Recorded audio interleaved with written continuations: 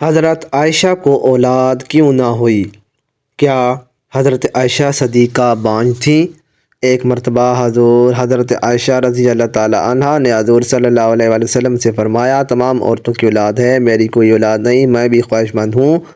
تو حضور صلی اللہ علیہ وآلہ وسلم نے فرمایا، بسم اللہ الرحمن الرحیم۔ نبی مکرم صلی اللہ علیہ وآلہ وسلم کے کاشانہ اقدس میں آ کر حضرت عائشہ صدیقہ رضی اللہ تعالیٰ عنہا نے جو کچھ سیکھا، وہ آج پوری امت مسلمہ خصوصاً مسلمان عورتوں کے لیے بھلائی اور نجات کا سامان بنا ہوا ہے۔ نبی کریم صلی اللہ علیہ وآلہ وسلم پوری کائنات کے معلم عظیم کی شخصیت سے حضرت عائشہ رضی اللہ تعالیٰ عنہا کی تربیت فرماتے رہے۔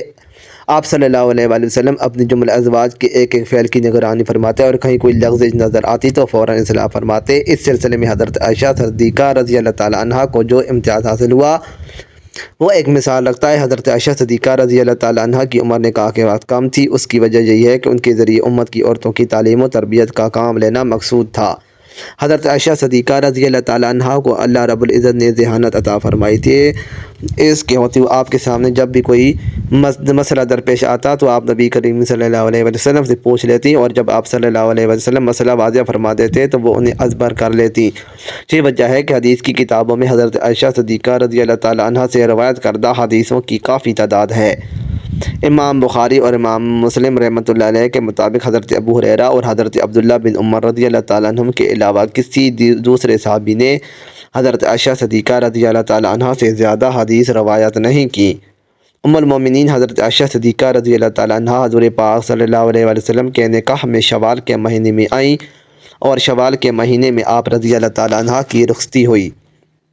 حضرت ابو عمر رضی اللہ تعالیٰ عنہ فرماتے ہیں کہ ام المومنین حضرت عائشہ صدیقہ رضی اللہ تعالیٰ عنہا اس وجہ سے یہ بات پسند کرتے تھیں کہ ان کے خاندان اور دوسرے تعلقات دار لوگوں کی خواتین بھی اپنے خامندوں کے پاس شوال کے مہینے میں ہی جائیں۔ ام المومنین حضرت عائشہ صدیقہ رضی اللہ تعالیٰ عنہا کے فضائل میں سے ہے کہ حضور پاک صلی اللہ علیہ وآلہ وسلم نے آپ رضی اللہ تعالیٰ عنہا کے علاوہ کسی دوسری کنواری عورت سے شادی نہیں فرمائی، اور حضور پاک صلی اللہ علیہ وآلہ وسلم اپنی تمام ازواج مطہرات میں سے حضرت عائشہ صدیقہ رضی اللہ تعالیٰ عنہا سے ہی سب سے زیادہ محبت فرماتے تھے۔ یہاں تک کہ آپ رضی اللہ تعالیٰ عنہا اگر کسی چیز کی خواہش کرتے تو آپ صلی اللہ علیہ وآلہ وسلم پورا فرماتے۔ ایک سفر کا واقعہ ہے کہ جب حضور پاک صلی اللہ علیہ وآلہ وسلم نے ام المومنین حضرت عائشہ صدیقہ رضی اللہ تعالیٰ عنہا کو نہ پایا تو فرمایا، ہائے میری دلہن۔ یہ الفاظ امام احمد علیہ رحمۃ اللہ نے نقل کیا ہے۔ حضرت عائشہ صدیقہ رضی اللہ تعالیٰ عنہا دین کی بہت بڑی عالمہ اور فصاحت کی دولت سے مالا مال تھی۔ نیز آپ رضی اللہ تعالیٰ عنہا رسول صلی اللہ علیہ وآلہ وسلم سے باکثرت احادیث روایت کی ہیں۔ آپ رضی اللہ تعالیٰ عنہا عرب کی تاریخ اور اشعار کی بھی بہت بڑی عالمہ تھیں۔ یہی وجہ ہے کہ صحابہ کرام اور تابعین کی بہت بڑی جماعت نے آپ رضی اللہ تعالیٰ عنہا سے احادیث روایت کی ہیں۔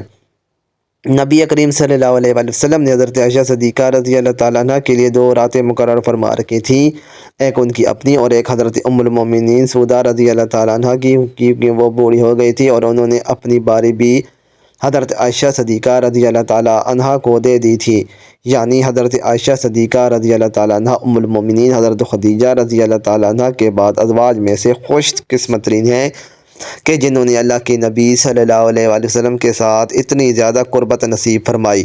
حضرت عائشہ حضور صلی اللہ علیہ وآلہ وسلم کی رفاقت میں تقریباً 8 سال اور 5 ماہ رہیں، لیکن اس تمام عرصے میں آپ رضی اللہ تعالیٰ عنہ کے پاس کوئی اولاد نہ ہوئی۔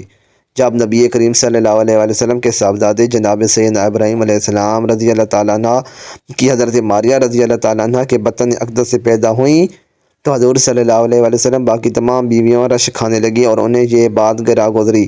حضرت ابو جعفر رضی اللہ تعالیٰ عنہ سے روایت ہے کہ رسول اللہ صلی اللہ علیہ وآلہ وسلم کچھ دنوں تک حضرت ماریہ کے پاس نہ گئے، کیونکہ آپ صلی اللہ علیہ وآلہ وسلم کی باقی ازواج پر وہ گراں گزرتی تھی اور ان پر رشک کھاتی تھی، مگر ان سب سے زیادہ رشک حضرت عائشہ رضی اللہ تعالیٰ عنہا کو تھا، کیونکہ وہ بے اولاد تھی اور انہیں اولاد کی شدید خواہش بھی تھی۔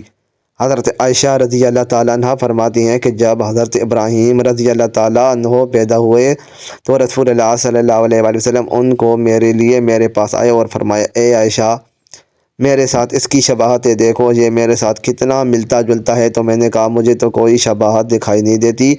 فرمایا کیا تو نے اس کے گورے رنگ اور گوشت کو نہیں دیکھا؟ میں نے کہا جو دائی یا اونٹنی کی دودھ سے پالا جاتا ہے وہ گورا اور موٹا فربا ہوا کرتا ہے، جس کے بارے میں ایک اور روایت بھی موجود ہے جس میں کہ یہ الفاظ ہیں کہ حضرت عائشہ رضی اللہ تعالیٰ عنہ نے عرض کیا، جیسے بھیڑ کا دودھ پلایا جائے وہ فربا اور گورا ہوتا ہے۔ ام المومنین حضرت عائشہ رضی اللہ تعالیٰ عنہ نے یہ کیوں فرمایا، جس کے بارے میں محمد بن عمر کہتے ہیں کہ رسول اللہ صلی اللہ علیہ وآلہ وسلم کی چند رات بھیڑ بکریاں حضرت ابراہیم علیہ السلام کے واسطے مخصوص تھیں اور ایک اونٹنی کا دودھ بھی انہی کے لیے خاص تھا۔ یہی وجہ ہے کہ ان کا اور ان کی والدہ کا جسم اچھا تھا۔ ناظرین، جہاں ہم آپ کو ایک اور اہم بات بتاتے چلیں کہ حضرت عائشہ صدیقہ رضی اللہ تعالیٰ عنہ کی کنیت ام عبداللہ تھی، لیکن عبداللہ آپ کی اولاد نہیں تھے بلکہ آپ کے بھانجے تھے، جو کہ حضرت عبداللہ ابن زبیر رضی اللہ تعالیٰ عنہ ہیں۔ جب ان کی ولادت ہوئی تو رسول کریم صلی اللہ علیہ وآلہ وسلم نے ان کے منہ میں اپنا لعاب شریف رکھا اور حضور پاک صلی اللہ علیہ وآلہ وسلم نے حضرت عائشہ سے فرمایا، یہ عبداللہ ہے اور تم ام عبداللہ ہو۔ حضرت عائشہ رضی اللہ تعالیٰ عنہ فرماتی ہیں کہ اس کے بعد سے ہمیشہ میری کنیت عبداللہ ہی رہی، جبکہ میری کوئی اولاد نہیں تھی۔ اسی ضمن میں ایک اور روایت یہ بھی ملتی ہے کہ جتنا عرصہ حضرت عائشہ رضی اللہ تعالیٰ عنہ حضور پاک کے ساتھ رہیں، اس عرصے میں آپ رضی اللہ تعالیٰ عنہ کو ایک حمل بھی ہوا، لیکن کچھ عرصے بعد وہ ضائع ہو گیا۔ شاعر بخاری امام احمد قسطلانی رحمۃ اللہ علیہ نقل کرتے ہیں کہ اس بات کی کوئی اصل نہیں ہے، آپ کو ام عبداللہ صرف آپ کے بھانجے کی وجہ سے کہا جاتا تھا۔ ایک دن آپ رضی اللہ تعالیٰ عنہ ازواج حضرت حضور پاک صلی اللہ علیہ وآلہ وسلم سے اس بارے میں عرض کی کہ اور خواتین نے تو اپنی سابقہ اولادوں پر اپنی اپنی کنیت رکھ لی ہے، میں اپنی کنیت کس کے نام پر رکھوں جبکہ میری کوئی اولاد نہیں؟ تو رسول اللہ صلی اللہ علیہ وآلہ وسلم نے فرمایا، تم اپنے بھانجے عبداللہ کے نام پر اپنی کنیت رکھو، جو کہ تمہاری بہن اسما بنت ابو بکر عبداللہ بنت عوام کے بیٹے ہیں۔